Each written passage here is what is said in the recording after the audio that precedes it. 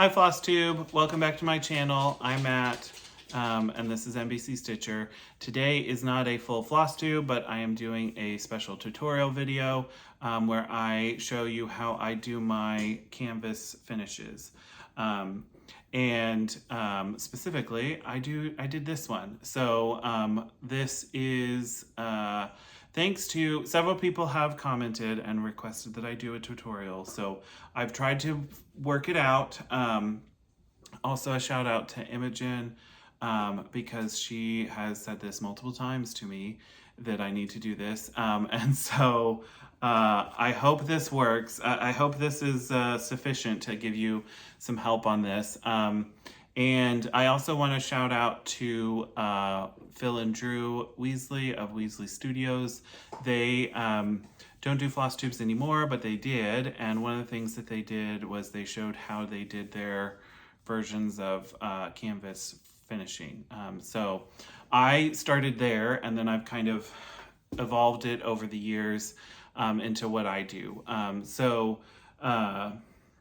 But I wouldn't have had the idea to do it until I saw them. So if you have any questions or anything, how I did it, or if something wasn't clear, I did realize doing black fabric is probably not the easiest way to see everything, but it's what I had that was finished. We'll see. Anyway, if you have anything else, any other questions or anything that you want to send me a message, please drop something down below or send me a message on Instagram. I'd be happy to help. And I hope you all have a great time stitching and finishing. Bye. Hi everybody. Welcome back to this Floss Tube Extra. And I'm going to show you how I make my finish, do my finishing on top of a canvas that you can get at a craft store like Michael's or something like that. There are a few things that you're going to need. First of all, you need a finished piece. I'm using this beautiful piece from Julie, Kansas City Girl in a Colorado World, on her Gumroad, Hemlock and Rye. She released this When There Are Nine pattern that references back to Justice Ruth Bader Ginsburg when she passed away last year. And I finished this last year. It is stitched in a silk lame braid that is glow in the dark and sparkly. So, and then it's on a piece of black Aida. This was from Be Stitch Me. It was in like an ornament grab bag or a grab bag of different cuts that I think I won in a giveaway. I just figured this would be great. So I am going to be putting it on this size frame, which is a 3x5. Yeah. And so I will show you how to do that. So you need a finished piece of your stitching. You also want to go ahead and iron it and get out any kind of wrinkles or anything that you would have from the hoop or Q-snap or anything that you used while you were stitching it, or is folded up or rolled up in a bag or something. The canvas that you're going to put it on. I also like using some batting, and I just cut out a piece. This is kind of a little oversized, and then I will put this on top of the frame, staple that down, and then I put the actual stitched piece on top of that. So, and this is just a little bit extra that I will clean up before I get to the point of putting it on there. I have found that I actually prefer the cheaper frame canvases at Michael's. The canvas that's already stretched on there, it tends to be a little bit more, it seems to work better. The other ones work good too, but they can kind of look like they're not quite as firm around it. And so unless it's like I need a particular size that they only have in the more expensive kind, I typically go with the cheaper ones. That's just what's I've found works for me, but you know, of course, you need to figure out what works for you. The other thing you're gonna need is a staple gun. I have this one. It's an Arrow. I purchased it at Home Depot, I believe, and you can use a variety of different types of staples with it. The size that I have been using are these 1/4 inch or 6mm staples, and then I just use them until I'm done, and then I get more. But that's essentially the things that you need. And so we'll go ahead and do the first part here. You just kind of, for the batting, you just want to get it on there. So, you know, you don't need to be perfect as far as, you know, exactly in the center, but you want to get it. And then I just use a few staples, and I start in the middle of the sides and then go out from there.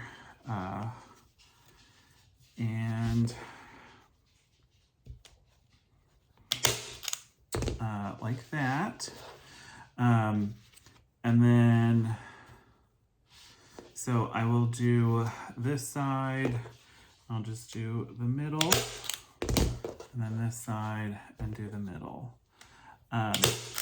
Because I cut off the extra batting around the corners. And so the way I do that is I kind of get my corner done and kind of pull it together. And then I cut this fabric right there. You've kind of got the two little pieces there. And then I do my staple right across there. And then do that all 4 corners.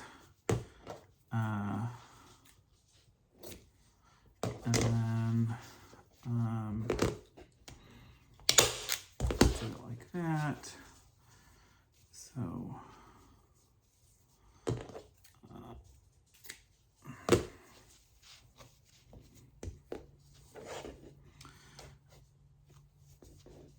and this batting layer just gives it a little bit extra kind of cushion look on the front side.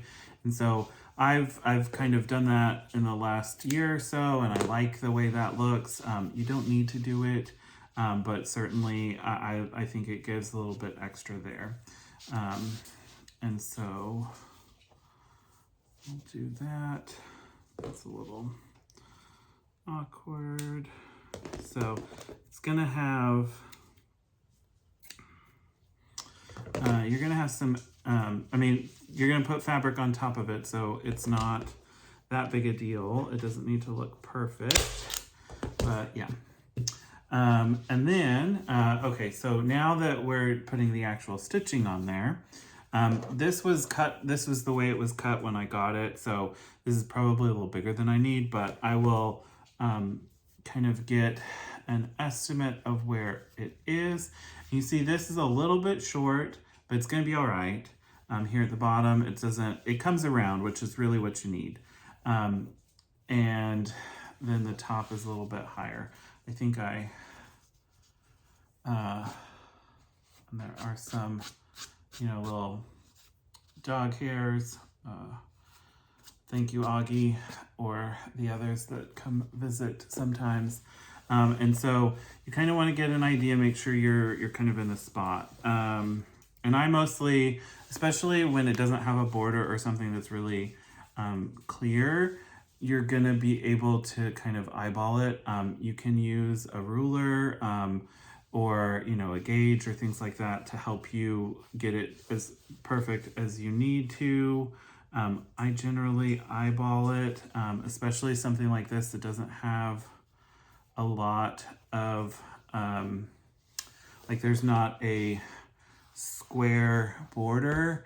It's not gonna be as obvious if you're a little bit off.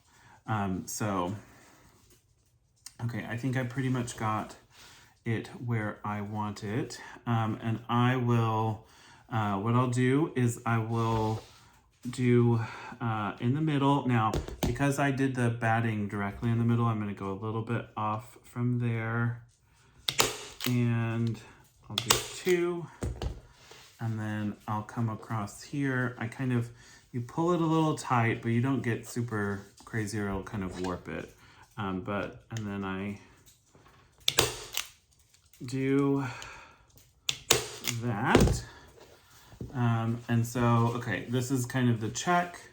If it looks good, then we finish up. And I'll just do the other side. Now, these are too long. So I will go ahead and cut this some additional, because it's just going to be extra fabric and you don't need that. So I will cut through this, and then that will work. It's still a little long, but it'll work for me. And so, okay, so the way I do my corners, well, let me go ahead and get this like sides in place. Make sure we're good. Yeah. And it's not permanent. If you mess up, you need to redo it, you can do that. Here, let me grab, I have a tool that I don't remember what it's called, but this is what it looks like. I know I got it on Amazon. I think it's for taking tacks out. But it kind of looks like one of those like weed pullers, but it's not one.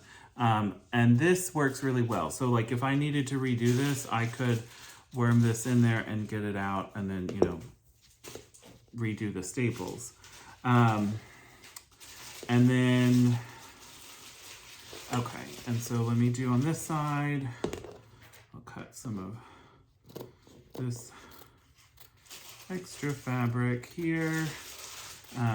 If you plan a little better, you can avoid having to cut fabric, and you know, you don't have to. That's still need a little more. So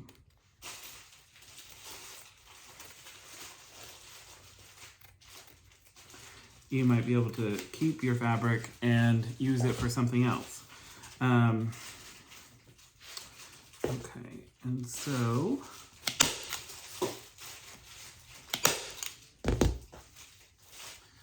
Okay, and so final check, make sure it looks good, and then we're gonna do the corners. So the way I do my corners, there's all sorts of options, but what I do, and this is what works for me. You kind of gather it to a point like this. Probably black fabric was not the best decision of how to show this, but you gather it to a point, and for the top corners, I do them like they're kind of here, like they are going down the sides of the piece and then kind of swoop back onto the back side. And I will put a staple here, and then a staple on this side. And then for the bottom corners, what I do, hey Augie, thank you. Sorry about that. Hey, Augie.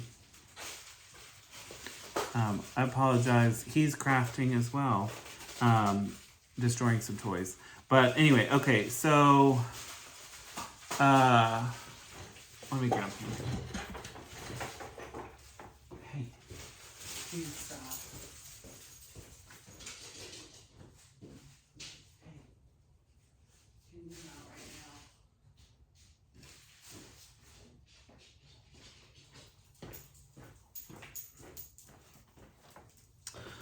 now? Okay. I'm not sure I'm leaving that in. So if you see this, I left it in. It's got another toy, but it doesn't have the paper, the plasticky sound. Okay, so for the corners on the top, I kind of do them as they're coming down. And then I do the same thing for the bottom, except they're gonna be going across the bottom. So it's kind of like like this way is the way that I do them. And that's just, I've just done them that way, and that's kind of my preference. You can do whatever you like. So again, you kind of gather it to a point, and then pull it down, and then swoop it to the back. And I will give it one on this side and one over here. And then this one will go this way. Same kind of thing. Swoop it. You want to have fabric enough that you can get the corners, obviously.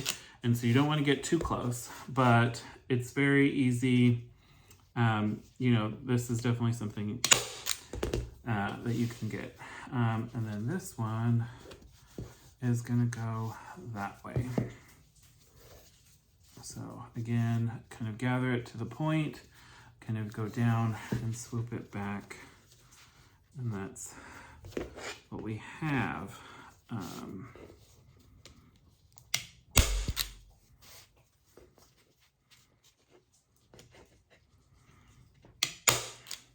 And now some of the extra fabric here, I will go ahead and kind of wrap it around, and then I'll put staples in into the side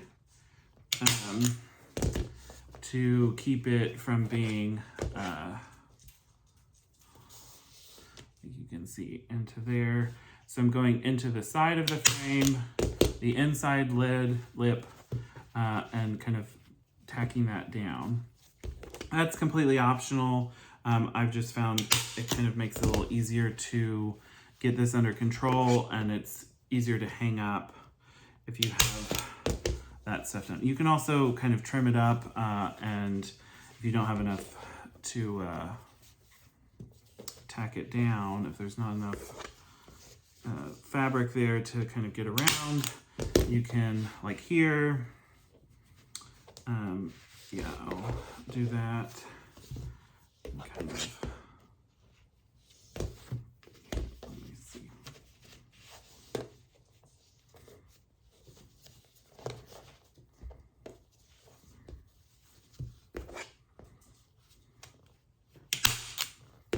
There. Okay, and so here we have the finish. It's as simple as that. You can, you need a few things, and it's pretty easy to get done. Now I'm going to be doing something additional to this, but I haven't done it before, so I don't really want to do a video about it. But you'll get to see the fully finished version of it in the next floss tube. And so we'll kind of go from there. But you can use these, you can stand them up. They're not that, I mean, if you can lean them up against something probably. Or of course you can put a nail up and you can hang it off of there on the wall. I enjoy these. I don't find too much of a dust problem with them, but you know, I also don't put a lot of glass on my cross stitch that I have framed to then like put it on the wall either. And I don't really have much of a problem with those either. So, but that's how I do my canvas finishes. So I hope that is of help. And if you can, I do want to shout out actually. So the duo that I got this idea from, and they did this, is Phil and Drew of Weasley Studios.